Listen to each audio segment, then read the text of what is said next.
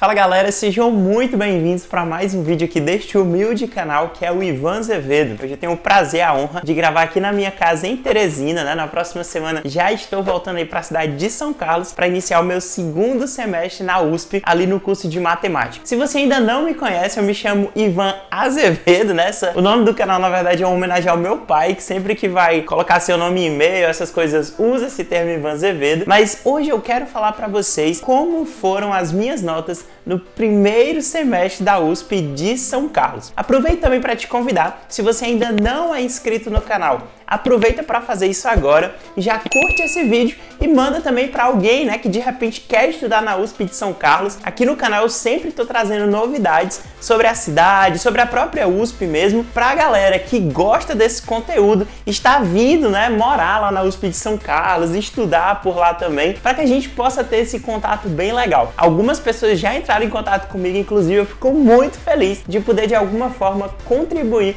nos seus conhecimentos. Outro lembrete que eu te faço é que toda segunda-feira às 19 horas nós temos uma série de lives aqui preparatórias para o Enem. Nós já vamos aí para nossa 10ª live, né? Estamos tendo uma galera legal nos acompanhando. Aproveito para te convidar mais uma vez. Outro anúncio rápido é que nós temos uma meta até o dia 8 de setembro a chegar aí aos 1000 inscritos no nosso canal aqui do YouTube. Exatamente por isso é que eu reforço. Inscreva-se no canal, curta esse vídeo e vamos agora falar sobre as minhas notas nesse primeiro semestre da USP de São Carlos. Eu fui para a USP ali em meados de março e encerrei meu semestre há poucos dias, na verdade no mês de julho, e eu paguei ali algumas matérias. Eu trouxe minha colinha aqui, porque cada matéria na USP, ela tem um cálculo diferente das notas. Trouxe também as minhas notas para que a gente possa compreender melhor. E olha, talvez uma hora ou outra vai ficar confuso, mas eu vou tentar explicar bem pausadamente para que vocês consigam entender. A primeira matéria que eu trouxe aqui foi programação. A gente tem uma matéria de introdução à programação de computadores. Inclusive eu já tenho um vídeo aqui no canal em que eu falei um pouco mais sobre essa matéria, sobre como eu estava ansioso, sobre como eu estava um pouco com medo dela também, mas como as professoras foram super legais, os meus colegas também deram maior apoio e olha, a nota nessa matéria foi bem legal. Programação, gente, ela tem uma nota calculada de que forma? Você tem uma série ali de 10 atividades que a professora passa, como se fossem exercícios semanais que tem a ver com as aulas que elas estão dando, com a sequência que elas estão dando ali do conteúdo. Dessas 10 atividades que são dadas, a gente precisa fazer apenas 8. Quero fazer as 10. Pode fazer as 10, mas é obrigatório que você faça pelo menos 8. Essas 8 notas, elas vão compor ali a sua nota das atividades de programação. Então você recebe ali uma nota de 1 até 10 nessas 8 atividades, né? Depois é feita uma média, claro, e aí você tem a média das suas atividades. A minha média em atividades ficou 9,98. Consegui tirar 10 em todas as atividades, só teve uma que eu fiquei com 9,8. Então a minha média de atividades ficou 9,98. A gente também em programação faz uma prova. Então existe uma prova escrita em que a gente é dado ali pra gente um programa, a gente precisa escrever o que aquele programa faz, e é dada também uma questão em que a professora ela aborda uma situação que ela quer que a gente construa um programa para resolver aquela situação. No nosso caso lá, pelo menos, foi um jogo infantil, né, que é aquele jogo de completar palavras e tal. Nessa prova eu consegui tirar 9. Além disso, foi passado também pra gente um trabalho, né, um jogo, que é o jogo Chomp, e esse jogo ele teve 2 etapas de entrega dos trabalhos. A gente teve a primeira etapa, que era entregar algo ali mais rudimentar do jogo, né, algo meio mais rústico mesmo e tal. Era feito em grupo, esse trabalho, fui eu, Pedro e Rafael, e nós conseguimos tirar na parte 1 do trabalho, eu coloquei aqui, eu não lembro se foi 8 ou se foi 8,5, eu acho que foi 8. Então a gente tirou na parte 1 do trabalho a nota 8. E a segunda parte, que era a parte em que a gente já aprendeu mais coisas de programação, em que a gente tinha que programar mais coisas também, nós ficamos aí com a nota de 9,5. Então vamos lá, como que é feita a média de programação? Ó, você tem a nota das atividades, foi 9,98, nota da prova, 9, nota da parte 1 do trabalho, 8, nota da parte 2 do trabalho, 9,5. Então você soma todas essas 4 notas, divide por 4 e aí você tem a sua nota final da matéria, no caso da matéria de programação. A minha nota final, ela ainda foi acrescida de um bônus de 0,25, porque lembra esse jogo que eu tô falando pra vocês, que eu fiz com meus outros colegas? Nesse jogo, né, lá no final, a professora ela fez um campeonato entre os alunos da turma pra gente disputar jogo contra jogo. Então meu grupo ainda foi bonificado aí com 0,25 pontos. Então minha média final em programação ficou 9,37. que quando coloca no sistema ela é arredondada para 9,4,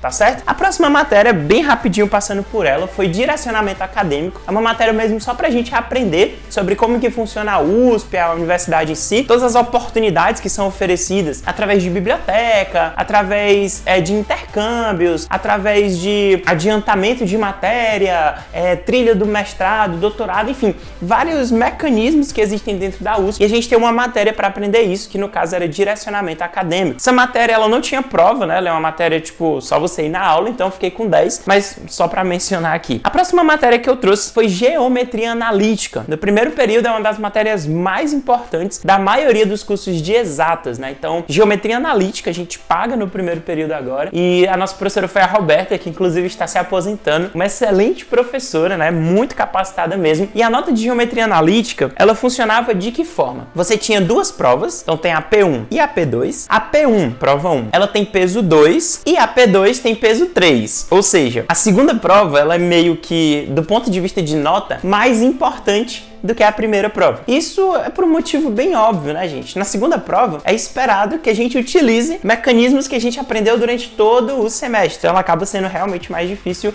por isso mesmo. Então, nessa matéria, na P1, eu consegui tirar 9,9 e na P2 eu consegui tirar 9,3. Então, a minha média ficou bem legal, né? E aí, média de prova ficou ali 9,54, se eu não me engano, 55. Só que a matéria de geometria analítica, ela também tinha um bônus de algumas atividades que a professora passava para conferir o nosso desempenho ali semanal. Então, acho que, na verdade, era quinzenal. Então, a gente tinha atividades de 15 em 15 dias que eram passadas relacionadas aos conteúdos que a gente estava aprendendo. E a gente tinha um final de semana inteiro para entregar, né, ali a 2, às vezes 3 questões para a professora. Eu consegui atingir o máximo, entreguei todas as atividades, então fiquei com 0,5, né, nessas atividades, e acabei fechando a matéria de geometria analítica com média 10. Então foi uma satisfação muito grande, isso é muito bom para o nosso boletim. Inclusive a dica que eu dou, se você está na universidade, tem que tirar muitas notas boas para que as oportunidades possam chegar muito mais fortes para vocês. A próxima matéria foi fundamentos de matemática, né? A gente tem uma matéria no ensino superior,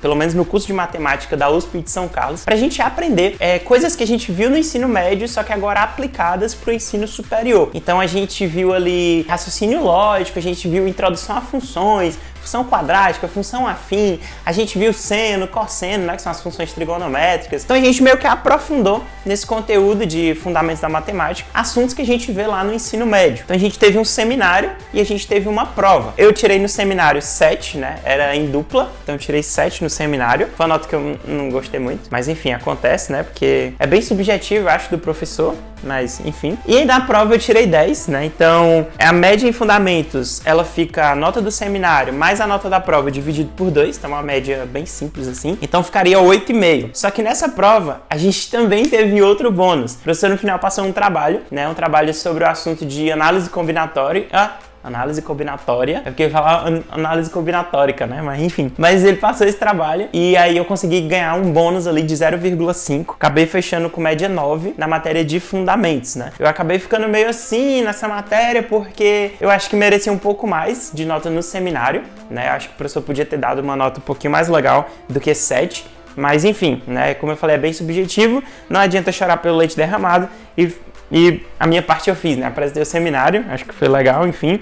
E na prova também consegui uma boa nota. Mas é isso, né? Então, fiquei com média 9 na matéria de fundamentos. E por fim, chega a tão temida matéria, que é a matéria de cálculo 1. Galera, cálculo 1 é de longe a matéria mais complicada do primeiro período de matemática. Pelo menos pra mim, acredito que quase todo mundo da turma vai concordar comigo. Isso se reflete muito nas notas e muitas das vezes na confusão dos alunos, né? Principalmente ali no começo, né? A gente não entende muito bem, é um negócio meio assim diferente do que a gente tá vendo. Enfim, mas com o tempo, acho que com o decorrer do curso, a gente vai melhorando, a gente vai aprendendo algumas coisinhas, a gente vai ficando expert, a gente vai treinando mais e a gente acaba assim entendendo cálculo 1, tá certo? Acho que 80, 90% da galera também foi muito mal na primeira prova e depois acabou dando tudo certo. Mas vamos lá. Cálculo 1, gente, é uma das notas mais complicadas, eu acho, de eu explicar pra vocês. Mas eu vou tentar. Seguinte, ó. A nota final, ela vai ser composta 30% dela de algumas notas de atividades que a gente fez. Então, 30% da sua nota final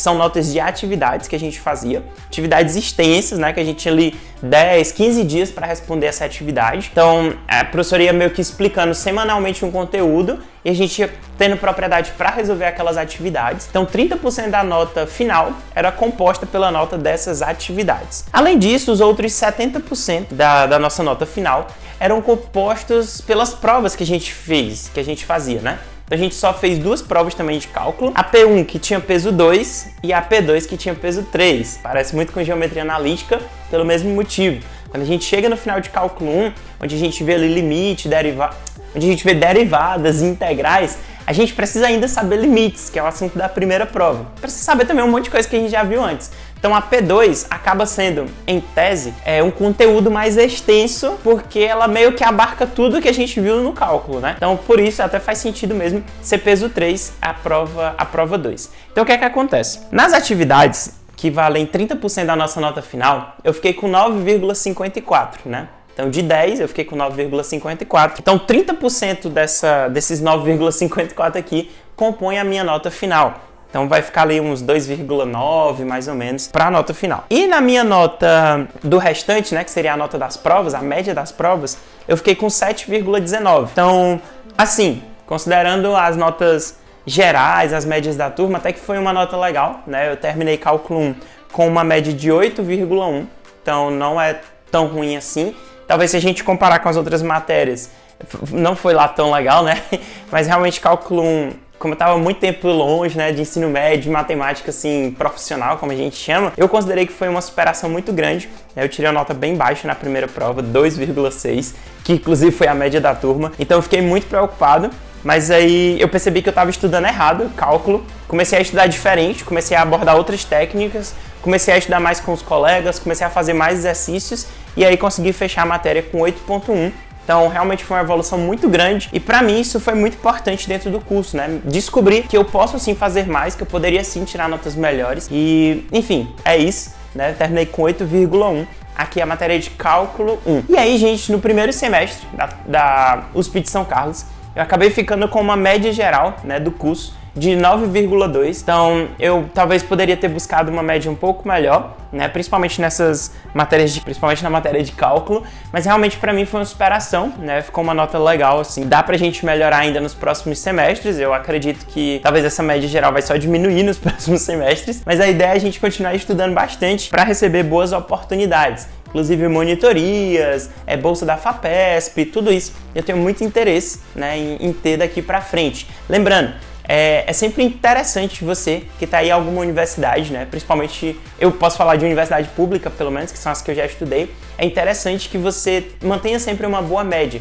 Isso faz com que professores bons queiram trabalhar com você, queiram fazer iniciação científica com você.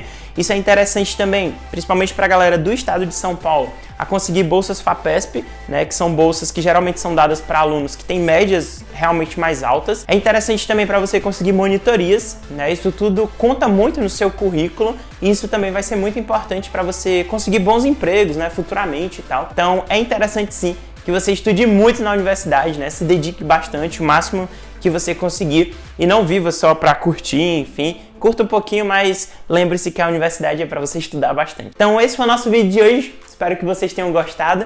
Se inscrevam no canal mais uma vez, né? Curtam esse vídeo, deixem seu like aí maravilhoso. Lembrando, próxima segunda a gente vai ter live aí de matemática para o Enem, beleza? Eu vou ficando por aqui. Beijão para vocês e ó, valeu!